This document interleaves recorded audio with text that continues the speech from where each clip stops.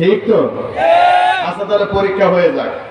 মনে করেন এখন আমার আলোচনা শুনতে ভালো লাগছে না, এই ভালো না লাগাটা নিয়ে পড়েন তো আল্লাহু আকবার। এটা ওনাদের আসতে, সভাপতি মহোদয়, এটা ওনাদের আসতে। তাহলে এইরকম হলে আমি দোয়া করবো ইনশাআল্লাহ। এবার আসেন, যদি ভালো লাগে, ভালোবাসা থেকে উচ্চ স্বরে বলতে বলেছি, যদি ভালো লাগে আওয়াজ যতটুকু আছে সবটুকু নিয়ে বলা লাগবে। কার জন্য? আল্লাহ। আর একবার আল্লাহু আকবার বললেও তো 80টা সওয়াব হয়ে যায় লেখা সাথে সাথে। সুবহানাল্লাহ। 8 10 80।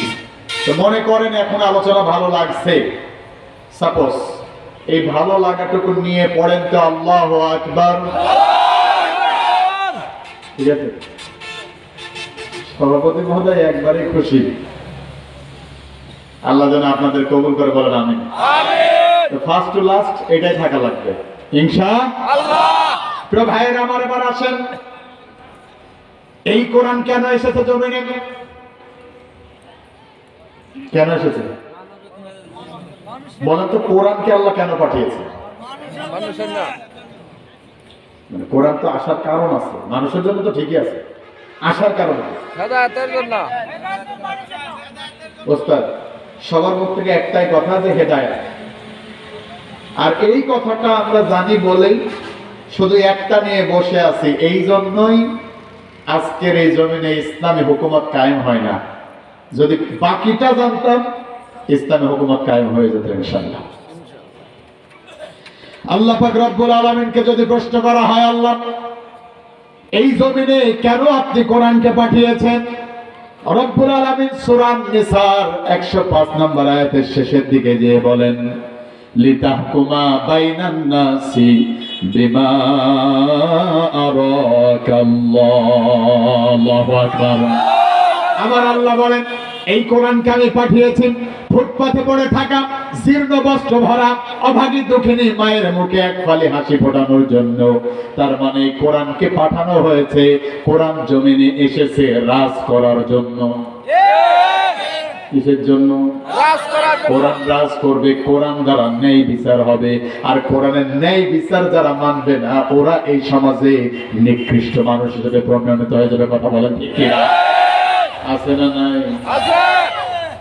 আল্লাহ বলেন, এই কোরআনকে আমি ন্যায় বিচারের জন্য পাঠিয়েছি, জানি মানুষের মাধ্যমে ইনসাফ করতে পারে।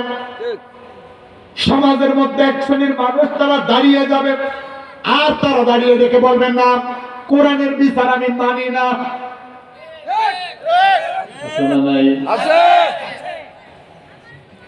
কিছু পাঠা আবার উঠে এটাও কয় কোরআনের সাথে রাজনীতির কোন সম্পর্ক নেই। এরকম কিছু আছে না? নাই। এগুলো মূর্খের পর্যায়ে যে কোন জায়গায় গিয়েছে আল্লাহ ভালো জানে। রাজনীতির জন্য দরকার একটা রাষ্ট্র। আল্লাহ একটা সূরাই দিয়েছেন, সূরার নামই হলো রাষ্ট্র। মুলক, মুলক মানে কি? রাষ্ট্র। 4টা জিনিস থাকা লাগবে একটা রাষ্ট্রে, সেইটাকে নিয়ে আল্লাহ মুলক দিলেন। রাষ্ট্র আছে, জনগণ নাই, রাজনীতি কি হবে?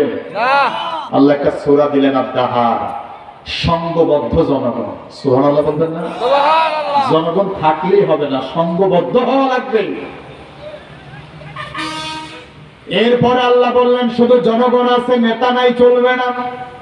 কোরআনে একটা সূরা দিলেন, সূরার নামই হলো ইয়াসিন। ইয়াসিন মানে হলো ইয়া সাইয়্যিদ, হে নেতা। 9টা গুণ থাকতে হবে একটা নেতার ভিতরে। এই 9টা গুণ যাদের ভিতরে নেয় তারা কখনো নেতা হতে পারে না। আল্লাহ সূরা ইয়াসিন দিলেন নেতার 9টা গুণ নিয়ে। একটু জোরে বলা যাবে কি আল্লাহু আকবার?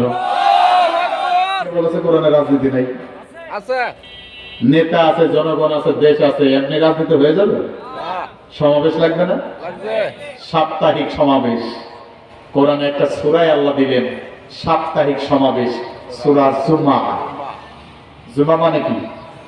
সাপ্তাহিক সমাবেশ। না হচ্ছে নাকি? না। জুমা মানে হলো সাপ্তাহিক সমাবেশ। একটা সপ্তাহে মানুষ কিভাবে চলবে? জুমার দিন নেতা সেই দিন নেতৃত্ব দেবে, মানুষ যাতে ওই বাকি 6টা দিন 7টা দিন সেইভাবে চলতে পারে। সুবহানাল্লাহ বলবেন না? সুবহানাল্লাহ। এখন সাপ্তাহিক সমাবেশ আছে, মহাসমাবেশ মাঝে মাঝে হয়, সেটারও দরকার আছে না নাই? আল্লাহ একটা সূরা দিলেন, সূরার নামই হলো মহাসমাবেশ, সূরা হাসর। কি নাম? হাসর মানে হলো মহাসমাবেশ। আর রাজনীতির জন্য আর কিছু দরকার আছে? আর কতক্ষণ দেখেন আর কিছু দরকার আছে? তাহলে এখন যদি কেউ এসে বলে যে কোরআনের সাথে রাজনীতির সম্পর্ক নাই, আল্লাহর কসম ওটা টাটকা বেঈমান আর কাফের ছাড়া কিছু হতে পারে না। আমরা কোন দলের বিপক্ষে না, কিন্তু কেউ যদি কোন দল যদি আমার কোরআনের বিপক্ষে চলে যায়, ওই দলকে আমরা গ্রহণ করতেও পারবো না। কি ব্যাপার, আসতে হয়ে গেল? আমার আসতে হলো কে? কোন দল করেন? আমি আসতেছি, টেনশন করেন না। আবার